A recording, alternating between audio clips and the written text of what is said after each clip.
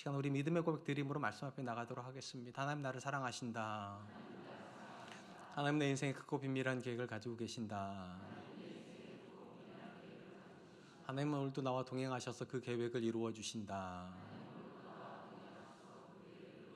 아멘. 그렇게 될 줄로 믿습니다. 아멘.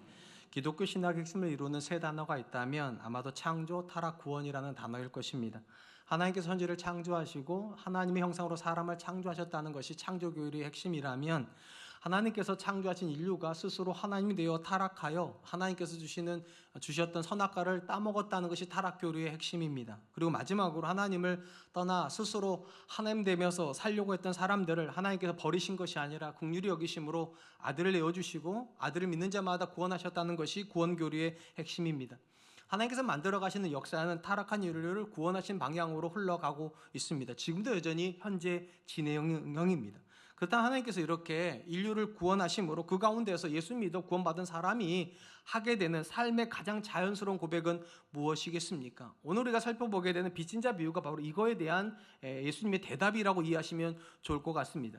오늘 비유는 예수님께서 한 바리새인의 집에 방문하시는 것부터 시작이 됩니다. 36절로 38절입니다.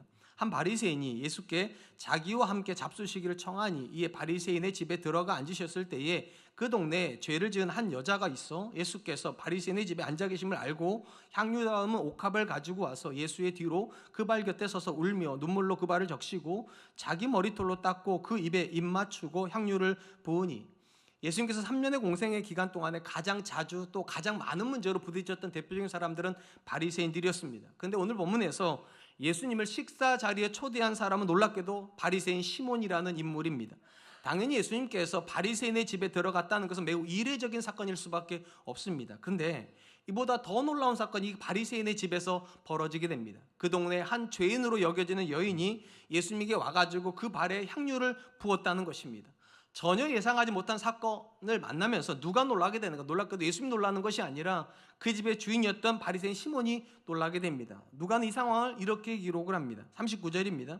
예수를 청한 바리새인이 그것을 보고 마음에 이르되 이 사람이 만일 선지자라면 자기를 만지는 이 여자가 누구며 어떠한 죄 곧 죄인인 줄을 알았으리라 하거늘. 유대인들은 전통적으로 부정한 사람이나 죄를 지었던 사람을 접촉을 피하였습니다. 왜냐하면 혹시라도 죄가 전염될까 두려워했기 때문입니다.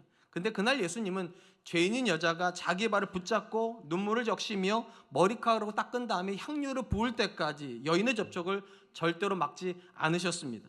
이런 상황을 보고서 가장 충격받은 사람은 바리새인 시몬이었습니다. 그럼 아무 생각을 하죠. 예수님이 선지자라면 저 여자가 누군지 알았을 텐데 왜 멈추게 하지 않는가? 예수님이 이런 바리새인 시몬의 생각을 아시고 하나의 이야기를 들려주세요. 시몬아, 내가 너에게 이를 말이 있다. 한 사람이 두 사람에게 빚을 주었는데 한 사람에게는 500데나리 빚을 줬고 또 한 사람에게는 50데나리 빚을 줬다. 근데 두 사람 다 갚을 수 없어서 이 사람이 두 사람의 빚을 다 탕감해 줬다면 어떤 사람이 주인을 더 사랑하겠느냐?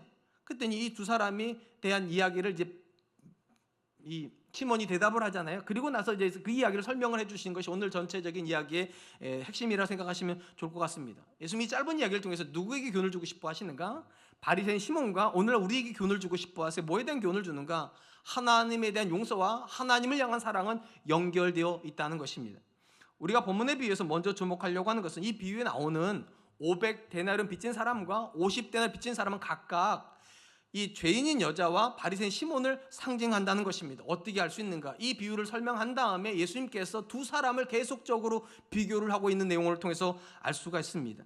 우리가 오늘 본문을 이야기를 할 때 가장 먼저 기억할 것은 이미 본문은 두 사람에 대한 비교로부터 시작하고 있었다는 것입니다. 오늘 본문에 보면 한 남자가 나오고 한 여자가 나오는데 각각 소개가 좀 다릅니다. 한 남자에 대한 이야기는 한 바리새인이라고 나옵니다. 우리가 생각할 때 그냥 바리새인이 한 사람의 신분을 상징할 것처럼 생각하지만 이 바리새인이라는 단어 안에는 뜻이 들어가 있습니다. 어떤 뜻이 들어가 있는가?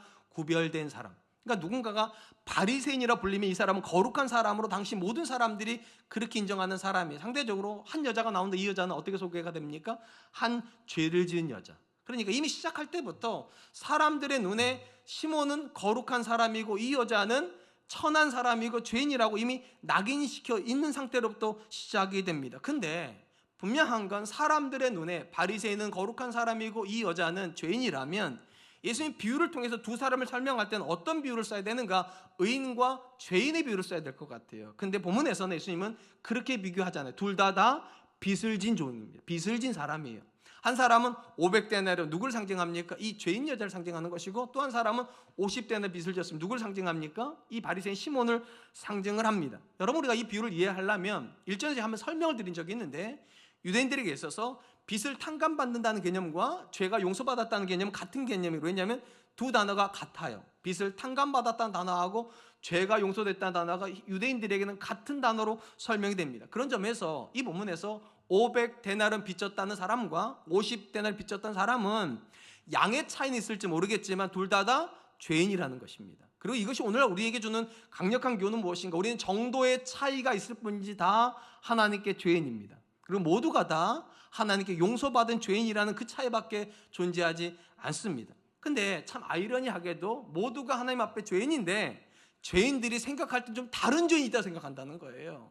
나는 저 사람보다 죄를 덜 지었으니까 거룩한 사람이고, 저 사람은 나보다 죄를 더 많이 지었으니까 더 나쁜 죄인이고, 우리는 그렇게 구분할 수 있을지 모르겠지만 예수님 뭐라고 말씀하시는가? 그래봐야 둘 다 빚진 사람이다. 그래봐야 둘 다 죄인에 불과하다는 것입니다. 사람이라는 존재는요, 독특한 존재입니다. 왜 독특한가 하면 자기 존재를 자기로 인식하는 것이 아니라 비교하여서 상대적으로 인식하는 존재이기 때문에. 자기 인물에 자신이 없는 사람들이 개그맨들 중에 많잖아요. 근데 개그맨들이 자기 얼굴 어떻게 평가하는지 아세요? 자기보다 못생긴 보고서 나는 잘생겼다 이렇게 얘기를 한대요. 제 얘기는 아니에요. 이게 무슨 말인가 하면 사람은 상대적으로 자기가 어떤 존재인지를 다른 사람을 통해서 확인하려고 하는데, 여기에도 한 가지 함정이 있습니다. 어떤 사람도, 대부분 사람들은 자기보다 나은 사람과 자기를 비교하지 않습니다. 언제나 자기보다 못한 사람과 비교해서 비교 우위를 점하고 뭐라고 말합니까? 그래도 나는 괜찮은 사람이야. 저 사람 뭐라고? 얼마나 형편없냐고. 저 남편 뭐라고? 얼마나 형편없냐고. 근데 나는 이 정도는 하지 않냐고. 이게 사람의 특징입니다. 근데 중요한 건 사람은 그렇다 치고, 그러면 하나님도 우리를 평가하실 때 네가 저 집사보다 나아, 네가 저 장로보다 나아, 이렇게 비교하시냐는 거예요. 그래서 다른 사람보다 죄를 덜 지으면 거룩한 사람이고, 다른 사람보다 죄를 더 많이 지었으면 죄인이구나, 하나님 그렇게 인식하냐는 거예요.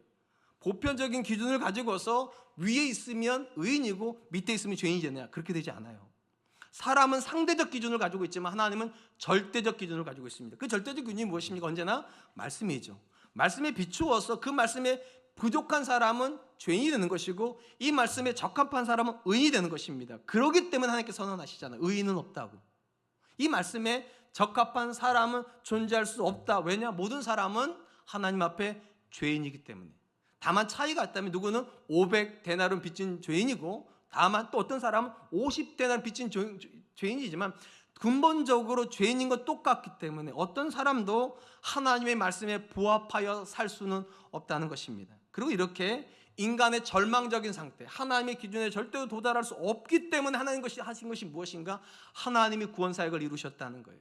하나님께서 예수 그리스도를 통하여서 우리를 구원하여 주시고, 거기서 멈추지 않으시고 성령을 통하여서 우리가 말씀에 부합한 사람이 되도록 어제보다 오늘, 오늘보다 내일 빚어가신다. 여기까지가 구원이라고 제가 자주 말씀을 드리죠. 그런 점에서 우리가 절대적으로 인식해야 될 것이 하나가 있어요. 내가 누구보다 나은 존재이기 때문에 하나님이 나를 의인으로 생각한다는 건 착각입니다. 또 반대로 누가 나보다 죄를 더 많이 짓고 있기 때문에 내가 그를 무시해도 된다? 이거는 교만입니다.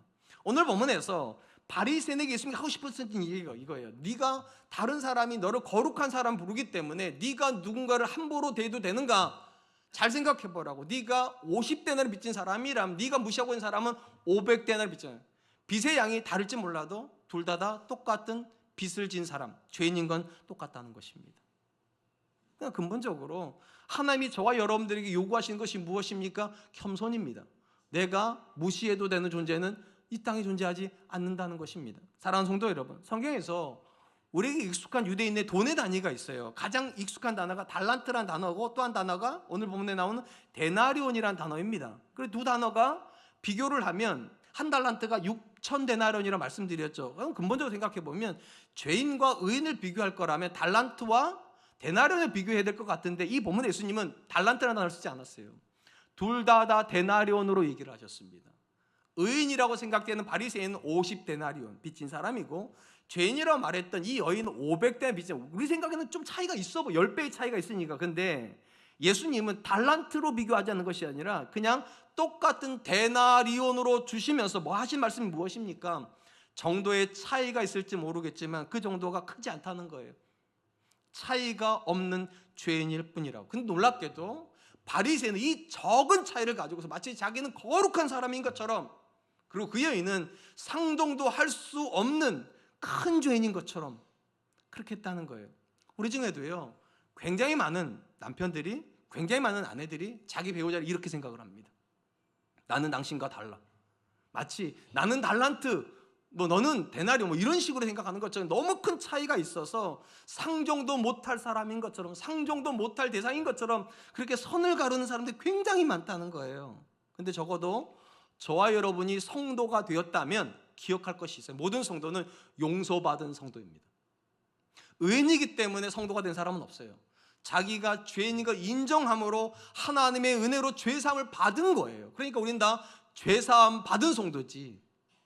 그 말은 우리 중에 어떤 사람도 누군가에 대해서 함부로 대해도 되는 사람은 없다는 겁니다. 왜냐? 내가 먼저 용서받은 사람인데 내가 너와 다르다고 말할 수 있는 사람이 어디 있겠습니까? 그러니까 예수님께서 이 비유의 배경에서 이미 설명하신 거예요. 바리새인 시몬아, 네가 저인과 정말 다르냐? 전혀 다르지 않다. 네 개념에서 다를지 모르겠지만 내 개념에서 두 사람은 다 빚진 종에 불과하다. 전 저와 여러분들이 이런 마음으로 내 배우자를 바라볼 수 있었으면 좋겠어요. 내 자녀를 바라볼 수 있었으면 좋겠어요. 내 주변 사람 바라볼 수 있었으면 좋겠어요. 그럼 어떤 생각이 드는가? 그럴 수 있다. 나도 그러는데 너라고 왜 안 그러겠냐? 나도 이렇게 형편없는데 내 배우자가 저렇게 잘못할 수 있지. 전 저와 여러분들이 그럴 수 있기를 주님의 이름으로 축복합니다. 두 번째로 본문에서 우리가 주목할 것은 우리가 하나님께 받는 은혜와 우리가 하나님께 고백하는 사랑이 연결되어 있다는 겁니까? 은혜와 사랑은 연결되어 있습니다. 예수님은 빚진 자 비유를 들려주신 다음에 시몬에게 이렇게 질문을 하세요. 누가복음 7장 42절, 갚을 것이 없으므로 둘 다 탕감하여 주었으니 둘 중에 누가 그를 더 사랑하겠느냐? 시몬이 대답합니다. 43절입니다. 시몬이 대답하여 이르되 내 생각에는 많이 탕감을 받은 자니이다. 이르시되 내 판단이 옳다 하시고, 사랑해야 된다면 아무래도 더 많이 빚을 탕감받은 사람이 덜 탕감받은 사람보다 탕감해준 사람 더 사랑하겠죠. 그죠? 근데 이 본문을 조금 깊게 생각해 보면 어딘가 좀 이상해요. 자, 예를 들면 제가 여러분들한테 각각 1인당 100만 원씩 빚을 탕감해 주면 여러분은 저를 사랑하시겠습니까? 아니죠. 엄밀히 말하면 제가 100만 원씩 탕감 안 해드려요. 못 해드려요. 근데 했다 치더라도 여러분들은 저를 사랑한다 말하지 않고 뭐라 말할 건가? 감사하다 그럴 거예요. 누군가에게 무언가 신세를 지면 우리는 사랑을 하는 게 아니라 사실은 감사하죠. 그러니까 이 본문은 사실은 질문 이렇게 하셨어야 돼요. 시몬아, 누가 더 그 사람에게 감사하겠느냐? 이렇게 질문을 해야 되는데 놀랍게도 우리 상식을 뛰어넘는 질문을 하시고 예수님께서 둘 다 탕감 받았다면 누가 더 사랑하겠느냐? 왜 사랑을 질문하시냐는 거예요. 감사한 일인데, 은혜 받은 일이면 감사를 물어봐야 될 것 같은데 왜 사랑을 물어봤냐는 거죠. 우리가 이 이야기를 이해하려면 앞에서 말씀드린 이야기를 조금만 기억할 필요가 있어요. 유대인들에게는 돈을 탕감받은 이야기와 죄를 용서받은 이야기가 같은 이야기예요. 그러니까 이 본문은 사실은 뭐를 이야기하는 건가? 하나님 앞에 누군가가 죄의 용서를 받았다면 어떤 사람이 더 하나님을 사랑하겠느냐? 죄를 더 많이 지었던 사람에게는 죄를 더 적게 지었던 사람이겠느냐? 자기가 죄를 더 많이 지었다고 생각하는 사람이 하나님의 용서를 받으면 더 많이 사랑하게 된다는 거예요. 여기서 우리가 기억할 것은 하나님께서 왜 우리의 죄를 용서하셔야만 했냐는 것입니다. 혹시 우리가 죄를 해결할 수 있는데 굳이 하나님께서 어렵게 하게 안 해주시려고 쉽게 가는 방향에서 우리 죄를 해결해 주셨는가? 그건 아닙니다. 오늘 본문에 보면 500데나리온 빚진 사람도 있고 50데나리온 빚진 사람이 있는데 500데나리온만 문제를 해결 못한 게 아니에요. 50데나리온도 문제를 해결 못합니다. 둘 다 갚을 것이 없어서 탕감해 줬다. 이건 무슨 말이 있는가? 우리 중에서요, 스스로 해결할 수 있는 가벼운 죄를 지은 사람은 없다는 겁니다. 비록 다른 사람보다 내가 거룩하게 살아요. 다른 사람보다 착하게 살아요. 그런데 하나님 앞에서 그 사람도 죄인이고 얼마든지 해결할 수 있는 죄를 짓고 산 것이 아니라 자기 힘으로는 절대로 해결할 수 없는 죄를 짓고 살아서 구원받은 모든 사람은 다 하나님 앞에 감당할 수 없는 죄의 용서를 받았다는 것입니다. 그러니까 하나님 절대로 우리가 해결할 수 있는 죄를 용서하신 게 아니에요. 모든 사람이 하나님께 용서를 받은 근본적인 이유는 해결할 수 없는 죄를 가지고 있었기 때문에. 그럼 또 저를 물어봐죠. 그러면 왜 하나님은 해결할 수 없는 죄를 용서하셔야만 했는가? 성경이 이렇게 말하죠. 하나님이 세상을 이처럼 사랑하사. 하나님이 사랑하셨다는 거예요. 사랑하셨으니까 미워할 수 없고, 미워할 수 없으니까 불쌍히 여기시고, 그래서 아들을 내어주심으로 구원하여 주셨다. 그런 점에서 우리가 하나님을 믿는다는 건 두 가지 사실에 대한 확신이에요. 첫 번째, 내가 죄인이다. 그냥 죄인이 아니라 갚을 수 없는 죄를 지은 사람. 한번 여쭤볼게요. 여러분들은 여러분이 정말 말할 수 없는 죄인인 거 인정하십니까? 스스로 내 죄를 내가 해결할 수 없는, 하나님이 나 같은 사람 만나주지 않았으면 정말 형편없이 살았을 사람 동의를 못 하시잖아요. 딱 권사님만 고개를 끄덕이시네. 맞아, 나는. 대부분 사람은 그런가? 나는 괜찮게 살았는데, 그리고 나보다 못 사는 사람 되게 많은데, 나쁜 놈들 되게 많은데, 그거에 비하면 나는 괜찮은데. 그건 다상대적이라고 말씀드렸잖아요. 하나님의 말씀의 절대적인 기준 앞에 섰을 때, 하나님께서 말씀대로 살았냐 물어봤을 때, 그 중에 저는 살았으면 이렇게 말했으면 몇 명이냐 있는 거 없다는 거 없어요.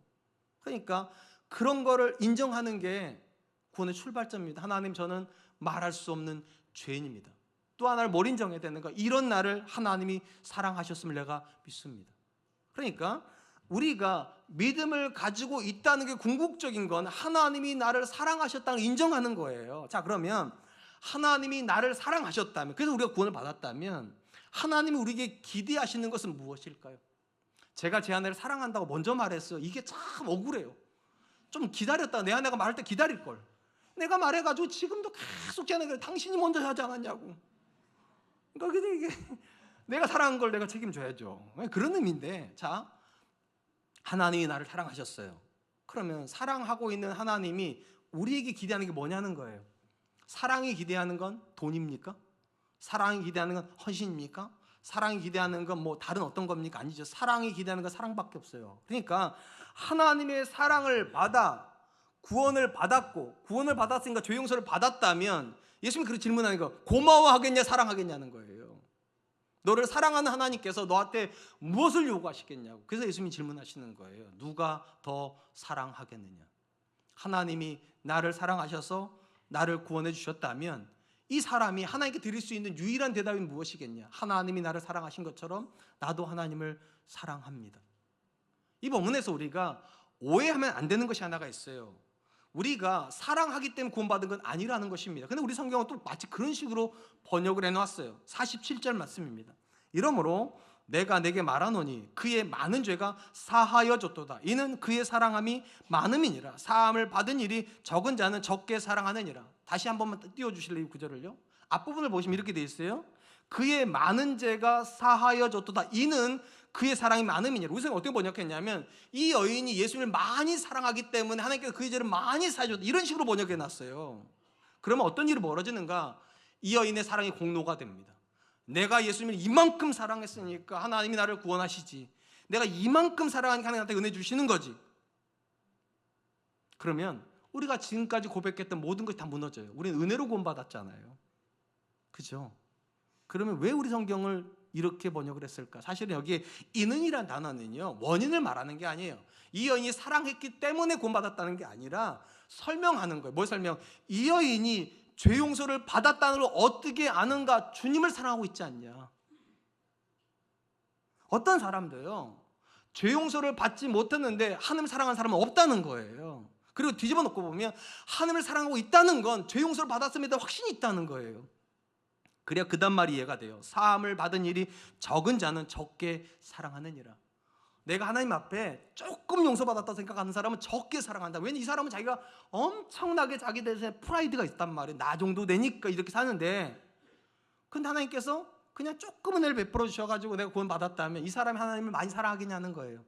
그렇게 안 한다는 거예요. 나 같은 사람이 하나님의 사랑을 받았구나, 이게 돼야 하나님을 사랑하는 게 쉬워진다는 거예요. 그렇게 읽어야 정확하게 읽는 것입니다. 우리 예수님의 이 빚진 자 비유를 읽다 보면 명확한 거 하나를 확인할 수가 있습니다. 하나님을 믿는다는 건, 하나님께 헌신한다는 거, 이게 이전에 뭐 한다는 겁니까? 사랑하는 거라고. 헌신하기 이전에 사랑하는 거라고. 왜냐하면 신앙이 헌신이 되면 어떤 일이 벌어지는가? 자기 주장이 나와요. 내가 이만큼 헌신했는데 하나님 왜 은혜 안 주시냐고. 내가 이렇게 기도했는데 왜 응답 안 하시냐고. 근데 사랑이 먼저 들어가잖아요. 사랑은 헌신하고도 자기 주장을 안 합니다. 사랑해서 하는 행동이니까. 사랑해서 한 거니까. 그래서 예수님께서 하신 말씀이 이런 거예요. 하나님께서 우리를 사랑하신다는 게 믿어지는 게 믿음이고요. 이 믿음이 들어가면 주님을 사랑할 수밖에 없다고. 그래서 이 본문에 나오는 이 여자가 예수님 발 앞에 나가지고 눈물을 흘리면서 딴 것뿐만 아니라 왜 거기다가 비싼 향유를 부을 수밖에 없었냐고. 사랑하니까. 그리고 자기 주장을 하지 못해요. 하염없이 눈물만 흘려요. 그런 점에서 여러분 반드시 기억하세요. 내가 먼저 사랑하는 신앙은 없어요. 하나님이 먼저 사랑하시는 거예요. 그걸 우리가 인정하는 걸 구원받았다 말하는 거예요. 인정하는 거예요. 내가 죄인이었고 이런 나를 하나님이 사랑하셨다고. 그리고 이 구원에 대한 가장 자연스러운 반응은 무엇인가? 하나님이 나를 사랑하시니까 나도 주님을 사랑합니다. 어떤 사람도 먼저 사랑하지 않아요. 하나님이 나를 사랑하셨다는 걸 인정하는 거예요. 더더군다나 하나님이 나를 사랑한다는 게 가벼운 일이 아니라고 느끼는 사람들이 있어요. 어떻게 나 같은 사람을 사랑하시나? 이게 감격이 되는 사람들이 있어요. 오늘 보면 나오는 여인이에요. 이 여인이 주님 앞에 나와가지고 왜 눈물로 그 발을 적실 수밖에 없습니까? 감격이니까. 모든 사람들이 이 여인을 죄인이라고 여겨서 가까이 하지 않는데 예수님은 이 여인을 떨쳐버리지 않습니다. 발을 만지는데도, 눈물을 흘리는데도, 그 발에다가 머리카락으로 발을 닦는데도, 심지어 향유를 부을 때까지 주님은 멀리하지 않습니다. 그리고 이 여인이 그날 처음 예수님을 만난 것 같지도 않습니다. 이 본문에 보면. 왜냐하면 이 여인이 그 향유를 준비해 왔다는 건 감격이 있다는 거잖아요. 이미 준비해 가지고 왔으니까. 그러니까 의심이 여지없이 이 본문 이전에 어디선가 이 여인은 예수를 만난 거예요. 그리고 모든 사람이 이 여인을 정죄할 때 예수님 이 여인을 정죄하지 않았던 거예요. 감격이 된 겁니다. 그래서 주님 앞에 와서 모든 것을 부어드릴 수 있었던 겁니다. 사랑하는 성도 여러분, 한 사람에게 믿음이 있다는 걸 어떻게 확인할까요? 한번 여쭤볼게요. 여러분 남편에게 믿음이 있다는 걸 어떻게 확인하시겠습니까? 여러분 자녀에게 믿음이 있다는 걸 어떻게 확인하시겠습니까? 같이 신앙생활하는 누군가에게 믿음이 있다는 걸 어떻게 확인하겠습니까? 사실 엄밀히 말하면 믿음이 있다는 걸 확인하는 것 자체가 불가능하죠. 왜냐? 내 믿음조차도 내가 확인 못하잖아요. 어떨 때는 내 자신한테 이렇게 물어볼 때가 있죠. 너 믿음 있긴 하냐? 제가 늘 자주 묻는 거. 제가 제 아내랑 싸울 때마다 제가 묻는 질문이에요. 내가 믿음이 있는데 왜 이렇게 29년째 싸우고 있나? 요즘 거의 안 싸워요. 근데도 저는 아예 안 싸우고 싶거든요. 진짜로. 웬만한 건 진짜 다 용서가 됐으면 좋겠고 허허 웃으면서 그럴 수 있어요 여보. 나도 그래. 이러고 싶은데 너는 왜 그러냐 이럴 때마다 제가 믿음이 있나 이런 생각이 드는 거예요. 설교를 그렇게 하는데도 내가 1차 독자고 내가 제일 먼저 은혜를 받는데 왜 나는 이게 안 되나? 나한테 믿음이 있나? 심지어 내가 내 믿음을 의심해야 되는데 내가 누군가의 믿음을 어떻게 아냐고요. 그러니까 여러분 누군가의 믿음을 우리가 함부로 가늠할 수는 없어요. 근데 오늘 본문에서 예수님께서 명확한 답을 하나 주셨어요. 한 사람의 믿음은 뭐에 비례한다고요? 하나님에 대한 사랑과 비례한다는 거예요. 믿음이 있다는 건 하나님이 나를 사랑하셨다는 걸 인정하는 것이고 그 인정이 되는 사람은 당연히 하나님을 사랑할 수밖에 없다면 당연히 누군가가 하나님을 사랑하고 있다면 그 사람은 믿음 있는 사람이에요. 아내랑 좀 싸울 수 있어요. 남편이랑 싸울 수 있어요. 자녀랑 트러블이 있을 수 있어요. 근데도 여전히 하나님을 사랑하고 있다면 자책하지 마세요. 여전히 나는 믿음 있는 거 맞아요. 그리고 이 믿음이 우리로 하여금 하나님께 기꺼이 나아가서 사랑하게 만드는 거예요. 그리고 기억하세요. 그래서 예수님께서 우리한테 얼마나 감사하겠느냐 물어보시는 게 아니에요. 신앙 안에서 하나님께 감사하는 사람 참 많아요. 은혜 받은 게 많으니까. 근데 진짜 신앙은 사랑하는 거예요. 하나님이 나 같은 사람을 사랑하시는데 나도 하나님을 사랑하지. 그래서 예수님께서 시몬 베드로에게 찾아가셔서 물어본 질문도 이거잖아요. 바요나 시몬아, 네가 나를 사랑하냐? 너 나한테 헌신할래? 나를 위해서 많은 일 해줄래? 이렇게 물어보지 않으세요. 신앙의 본질이 사랑이니까. 그리고 기억하세요. 여러분이 하나님을 사랑하기 전에 하나님이 먼저 여러분을 사랑하셨습니다. 이것을 믿는 걸 우리는 신앙이라고 부르고 이 신앙의 자연스러운 결론은 하나님을 사랑하는 것입니다. 마지막으로 우리가 본문에서 살펴볼 것은 믿음이 태도를 결정한다는 겁니다. 믿음이 태도를 결정합니다. 예수님은 바리새인 시몬과 그 다음에 이 여인을 비유로 설명하셨잖아요. 그 다음에 이 두 사람을 각각 비교를 하세요. 두들이 어떤 건 했고 어떤 건 안 했다는 걸 비교를 하시는데 어떻게 말씀하시는가? 44절로 46절입니다. 그 여자를 돌아보시며 시몬에게 이르시되 이 여자를 보느냐? 내가 내 집에 들어올 때 너는 내게 발 씻을 물도 주지 아니하였으되 이 여자는 눈물로 내 발을 적시고 그 머리털로 닦았으며 너는 내게 입맞추지 아니하였으되 그는 내가 들어올 때부터 내 발에 입맞추기를 그치지 아니하였으며 너는 내 머리에 감람류도 묻지 아니하되 그는 향유를 내 발에 부었느니라. 예수님께서 두 사람 비교하세요. 바리새인 시몬하고 이 죄인 여인을 비교하면서 세 가지로 비유하세요. 첫 번째 뭘 비유하는가? 시몬은 예수님이 들어올 때 발 씻을 물도 주지 않았는데 이 여인은 나에게 눈물로 발을 씻었다. 여러분 이스라엘 땅에 가보면 아는 것이 하나가 이스라엘은요 대부분의 지역이 광야 지역입니다. 60% 이상이 광야예요. 그러면 이 광야는 어떤 지역인가? 모래먼지와 흙먼지가 늘 떠다니는 곳이. 그러니까 누군가가 손님 집에 초대받아가지고 손님으로 가게 되면 이 광야를 지나가는 거예요. 지나가다 보면 다리에 먼지 다 묻겠죠. 손에 먼지가 묻겠죠. 그러면 밥 먹기 전에 어떻게 됩니까? 씻어야 되잖아요. 그래서 손님이 오면 주인은 어떻게 하는가? 상전에 앉힌 다음에 반드시 물을 가져와가지고 종으로 하여금 씻게 해줍니다. 발을 씻겨주고 손을 씻겨주는. 근데 본문에 보니까 예수님 물어보세요. 말씀하세요. 시몬아 너는 내가 들어올 때 씻을 물 줬냐? 넌 안 줬다. 근데 저 여인은 씻을 물을 넘어서 자기 눈물로 내 발을 닦았다. 두 번째로 뭘 비교하시는가? 시몬의 예수님 들어올 때 입 맞추지 않았는데 이 여인은 내가 들어올 때부터 입 맞추기를 멈추지 않았다고. 유대 문화는요 누군가가 손님으로 오면 친밀함을 상징하기 위해서 볼에다가 이제 이렇게 하잖아요. 이렇게 볼 맞춤 비슷하게 해서 쭉 이렇게 한단 말도 또 모르시는 건 아니잖아요. 자 이렇게 친밀함을 상징하기 위해서 입 맞추는데 놀랍게도 이 시몬은 자기 집에 예수님을 초대해 놓고서는 마치 처음 본 사람인 것처럼 입 맞추지 않았다는 거예요. 두려웠겠죠. 다른 바리새인들이 예수님과 자기가 친밀하는 거 알까 봐 두려웠을 거예요. 그래서 입 맞추지 않았다는. 근데 이 여인은 어떻게 했다고? 들어올 때부터 입 맞추기를 멈추지 않았다고. 마지막으로 시몬은 예수님 들어올 때 감람류도 부어드리지 않았는데 이 여인은 향유를 부었다는 거예요. 여러분 유대인들은요 먼 거리를 손님이 오게 되면 손 닦아주고 발 닦아준 다음에 머리에다 향유를 부었어요. 왜 향유를 부었는가? 생각하면 쉬워요. 먼 거리를 걸어오면서 먼지가 머리에 많이 묻었겠죠. 그럼 이걸 어떻게 정리를 해야 돼? 머리를 감아야 되는데 유대인들은 문화가 물이 귀하잖아요. 어떻게 하냐? 향유를 부어가지고 단정시키는, 우리로 말하면 무스를 바르는 거랑 비슷하고 재료랑 비슷한 거예요. 단정하게, 그러니까 손님이 깨끗한 모습으로 식탁의 자리에 앉을 수 있도록 준비된 모습으로 앉을 수 있도록 그러니까 기름을 부어드렸는데 당시에 가장 싼 기름이 감람류였어요. 근데 시몬은 가장 싼 기름도 안 부었다는 거예요. 근데 이 여인은 가장 비싼 향유를 내게 부었다고. 예수님께서 지금 세 가지를 비교하시는 거예요. 그러면서 우리한테 묻는 질문 이런 거예요. 도대체 무엇이 이 두 사람을 전혀 다르게 예수님께 반응을 만들었냐는, 어떤 것이 이 두 사람의 태도를 결정했냐는 거예요. 뭐가 결정했을까? 믿음이 결정했어요. 본문에 보면 예수님께 모든 것을 다 해드린 여자를 향해서 예수님이 뭐라고 말씀하시는가? 48절 50절 이에 여자가 이르되 내 죄 사함을 받았느니라 하시니 함께 앉아있는 자들이 속으로 말하되 이가 누구이기에 죄도 사하는가 하더라. 예수께서 여자에게 이르시되 내 믿음이 너를 구원하였으니 평안히 가라 하시니라. 이 여자가 예수님을 사랑할 수밖에 없었던 이유가 무엇인가? 믿음이 있다는 거예요. 어떤 믿음이요? 예수님이 하나님의 아들이라는 믿음이요. 하나님의 아들이니까 내 죄를 사해 주셨다고 믿을 수 있는 거예요. 이 믿음이 예수님을 사랑하게 만들었고, 사랑은 너무나도 자연스럽게 태도를 바꿔요. 우리가 흔히 그러잖아요. 청년부 아이들 중에 썸 타는 애들이 있어요. 그럼 그걸 알까요 모를까요? 목회자들이 알아요. 하는 행동이 달라요. 오면은 그냥 커피 갖다 주고 물 갖다 주면 썸 타는 거예요 그냥.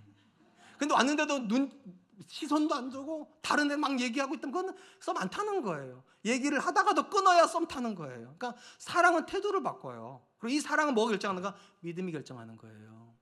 이 여인은 믿음이 있다는 거예요. 예수님을 향한 믿음이요, 하나님의 아들이라는 믿음, 그리고 그 믿음으로 하나님의 사랑을 경험해요. 죄의 사함을 받아요.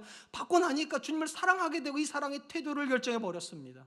주님이 들어오는 순간부터 눈물로 그 발을 닦고 한 번도 입 맞추기를 멈추지 않으며 가장 귀한 걸 부어드리는 걸 전혀 아까워하지 않는다. 상대적으로 바리새인 시몬은 예수님을 향해서 왜 그렇게 무례한 행동을 할까요? 당연히 물 갖다 드려야 되는 거고 입 맞춰야 되는 거고 향유를 부어드리는 게 맞는데 왜 안 했냐는 거예요. 믿음이 없기 때문입니다. 믿음이 없다는 거 어떻게 압니까? 이 여인이 예수님 발에다가 향유를 부어드릴 때 시몬이 뭐라고 마음을 생각하는가 이렇게 생각했다 했잖아요. 39절에 예수를 청한 바리새인이 그것을 보고 마음에 이르되 이 사람이 만일 선지자라면 자기를 만지는 이 여자가 누구며 어떠한 자 곧 죄인인 줄을 알았으리라거늘. 여러분, 바리새인이 시몬이 지금 예수님을 누구라 생각합니까? 선지자라면.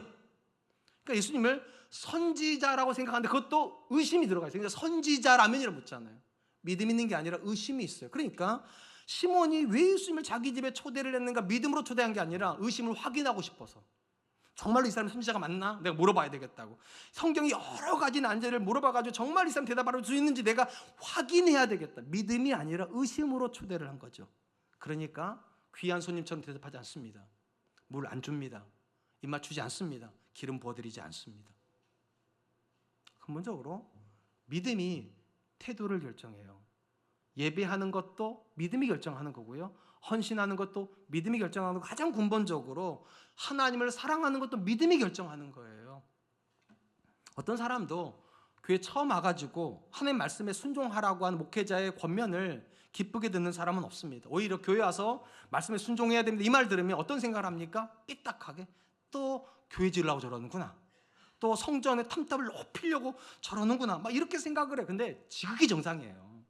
왜냐하면 믿음이 들어가지 않으면 사랑 안 들어가는 거고요. 사랑 안 들어가면 헌신 안 나온다니까요. 그러니까 처음 와서 하나님을 향해서 헌신에 대한 말을 듣고서 안 불편하다는 건 거짓말이에요. 누구나 다 불편한 거 맞아요. 근데 이렇게 교회를 처음에는 굉장히 불편한 마음으로 오고 가다가 어느 순간 말 몇 마디가 들어오기 시작해요.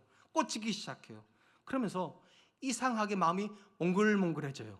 이게 좀 믿어지기 시작한단 말이에요. 들린단 말이죠. 그러면서 뭐를 경험하게 되는가? 하나님 나를 사랑하시는구나. 그리고 삶의 현장에서 일어난 일마다 여보, 내가 교회를 다녀서 일이 잘 되나? 우리 애가 왜 이렇게 잘 돼? 이런 말을 슬슬 하기 시작해요. 은혜를 인정하기 시작. 그러다가 어느 순간 되면 마음속에 하나가 박히게 돼요. 자기도 모르게 나도 예수님 사랑하는 것 같아. 나도 하나님 사랑하는 것 같아. 그리고 이것이 신에 깊어지면서 태도가 바뀌기 시작해요. 예배에 대한 태도가 바뀌기 시작합니다. 헌신에 대한 태도가 바뀌기 시작합니다. 심지어 헌금에 대한 태도도 바뀌게 돼요. 왜냐하면 이 사람 안에 감격이 차오르거든요. 신앙의 연수가 깊어지고 깊어질수록 어떤 감격이 차오르는가? 하나님이 어떻게 나 같은 사람을 사랑하시나? 여러분, 신앙이 깊어진다는 건 다른 뜻이 아니에요. 내가 죄인인 게 더 믿어지는 거예요. 제가 언젠가 말씀드렸잖아요. 저는 중학교 2학년 때부터 본격적으로 교회를 다니기 시작했고요. 3학년 때부터 이루 말할 수 없을 만큼 헌신했어요. 제가요. 중학교 3학년 때 제가 뭐를 했는가? 주일학교 보조교사를 했어요. 새벽 예배를 다녔어요. 금요일날 철야 예배를 다녔어요. 그리고 예전에는 부흥했잖아요. 부흥회하면 북치는 소년이 있었던 거 아세요? 제가 북치는 소년이었어요. 그러니까 저는 어떻게 생각했는가? 나 같은 사람이니까 하나님께서 사랑하시는 건 너무 당연한 거예요. 나만큼 헌신하는 친구들이 없었으니까 나는 제가 의인이라고 생각하고서 신학교도 갔던 거예요. 그 목회를 지금 하고 있는데 제가 거의 전도사부터 시작해서 한 30년 했어요. 30년 하고 나서 요즘 와서 느끼는 게 뭔지 아세요? 하나님 나 같은 사람을 사랑하시는 게 기적이라는 거. 왜냐하면 이렇게 설교를 해도 싸우고 있고, 이렇게 설교를 해도 애들한테 상처를 주고 있고, 이렇게 설교를 하고도 성도들한테 아직도 상처받는 행동들을 하니, 상처 주는 행동을 하니까 생각하는 거예요. 나는 정말 형편없다. 정말 형편없다. 어떻게 나 같은 사람이 이럴까? 그러다가 정말 집사님들이 기도 잘하시면 저런 분이 목사 됐어야 되는데, 우리 장로님들이 다른 누군가를 섬기자고 결정해서 저런 분이 목사 되셔서 왜 나 같은 형편없는 놈이. 참 신기해요. 이게요. 신앙의 연수가 깊어지면 깊어질수록 내가 의인이 돼야 될 것 같은데 거꾸로 가요. 거꾸로요. 어떻게 나 같은 사람을 하나님이 사랑하나? 이 상태를 뭐라고 말하는지 성경이요? 경외라고 말하는 거예요. 아무도 나 같은 사람을 알아주지도 않을 것 같고 아무도 나 같은 사람 사랑도 안 할 것 같은데 그 높으신 하나님이 나 같은 사람을 알아주시는구나. 나 같은 사람을 사랑해 주시는구나. 그러니까 이 여인이 주님 앞에 나가서 고개를 못 드는 거예요. 쳐다보지를 못하는 거예요. 심지어 그 비싼 향유를 부어드리고도 자기를 주장을 못하는 거예요. 왜냐하면 나는 너무 초라한데, 나는 너무 못났는데 하나님 나 같은 사람을 사랑하시는구나. 사랑하는 성도 여러분, 신앙의 영역에서 성도가 하는 가장 대표적인 표현이 무엇입니까? 하나님 같은 분은 없다는 거예요. 하나님 같은 분은 없다. 언제 여러분 이 표현을 합니까? 우리가 은혜 받을 때 그 표현을 해요. 제 둘째가 어릴 때부터 이런 얘기를 종종 했어요. 하나님은 나보다 형을 더 사랑하셔. 형이 머리도 더 좋아.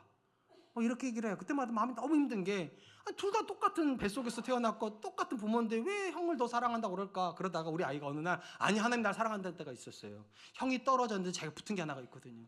카츄샤요. 우리 큰아이가 카츄샤 가고 싶은데 떨어졌어요. 근데 둘째가 합격했네. 그러니까 하더라고. 하나님 같은 분 없다고. 오래 안 가요. 사람은 오래 안 가요. 은혜 받는 건 오래 안 가요. 또 가가지고 또 뭐라 하더라고요. 우리는 분명히 은혜 받을 때 하나님 같은 분 없다고 말하는 것도 맞아요. 근데 진짜는 그때 받는 게 아니에요. 그때 하는 게 아니에요. 진짜는 언제 하는가? 하나님 같이 나를 사랑한 분이 없다고 느껴질 때가 있어요. 물론 사람도 나를 사랑해요. 배우자도 나를 사랑하고 자녀도 나를 사랑하고 내 동료도 나를 사랑하는데 이 사랑은 한계가 있죠. 내가 초라해져도 사랑할까요? 심지어 내가 철저하게 무너졌는데도 나를 사랑할까요? 그때도 나를 사랑하는 분이 계십니다. 하나님이요. 이 본문에 이 여인이 죄인으로 소개가 돼요. 모든 사람은 이 여인을 가까이 안 해요. 그때 다가와 주신 분이 계세요. 예수님이요. 그게 소름인 거죠. 아무도 나를 사랑해 주지 않는데, 아무도 나를 받아주지 않는데, 심지어 나를 밀치는데 이분은 나를 바라봐 주시는구나. 이분은 내 죄를 괜찮다고 말씀해 주시는 거, 심지어 내 죄를 향해서 용서한다고 말씀하시는구나. 전율이 느껴지는 거죠. 주님 같은 분은 없구나. 그걸 경외라고 부르는 거예요. 번개 맞은 같은 느낌이에요. 어떻게 나 같은 사람을 사랑하시나? 어떻게 나 같은 사람에게 이런 은혜를 주시나? 그러면 주님 사랑하는 게 하나도 어렵지 않습니다. 주님을 향해서 향유를 부어드려도 아깝지가 않습니다. 심지어 주님이 나를 알아주지 않아도 이미 사랑한다는 사실을 확인해 버렸기 때문에 은혜를 더 이상 베풀어 주지 않아도 괜찮습니다. 저는 우리 사랑과 은혜 성도님들이 이 은혜를 경험할 수 있었으면 좋겠어요. 하나님과 같은 분은 없습니다. 여러분들이 아무리 못난 사람 되어도, 심지어 철저하게 무너져서 아무도 여러분들을 알아주지 않은 그 순간에도 주님은 여러분을 아십니다. 그 주님은 여러분을 사랑하십니다. 그 이 사실을 믿으신다면 오늘 똑같이 말하세요. 나도 주님 사랑합니다. 세상 어떤 것보다 주님 사랑합니다. 이제 말씀 맺으려고 합니다. 오늘 우리는 빚진 자 비유를 통해서 세 가지 적용점을 찾아보았습니다. 첫 번째, 모든 사람은 정도의 차이가 있지만 다 죄인입니다. 쉽게 말하면 어떤 사람도 내가 함부로 대해도 될 만큼 나쁜 사람은 나도 나쁜 사람이니까. 그러니까 성도는 겸손한 사람입니다. 두 번째, 하나님 앞에서 믿음을 어떻게 확인합니까? 사랑으로 확인합니다.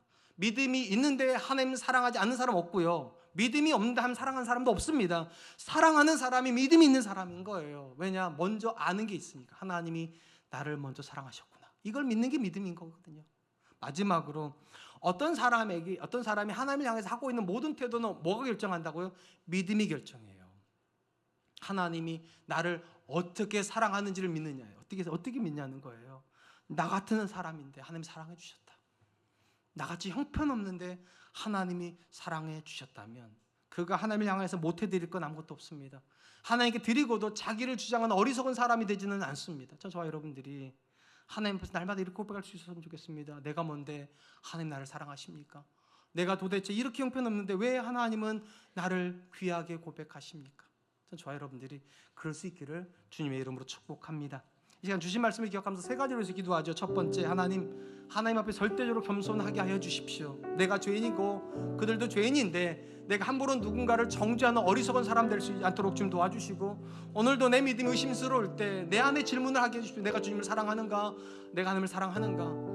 바라기는 하나님, 내가 어제보다 오늘보다 내일 하나님을 더 사랑하는 그런 믿음의 사람들 될 수 있도록 지금 도와주십시오. 마지막으로, 하나님 믿음이 태도를 결정한다고 했는데 날마다 내가 하나님 앞에 얼마나 큰 죄인인지 다시 한번 확인하고 이 사랑을 받은 사람으로서 하나님께 더 깊은 사랑을 드리는 귀한 성도들 될 수 있도록 주님 도와주시옵소서. 우리 같이 한 번만 기도하겠습니다.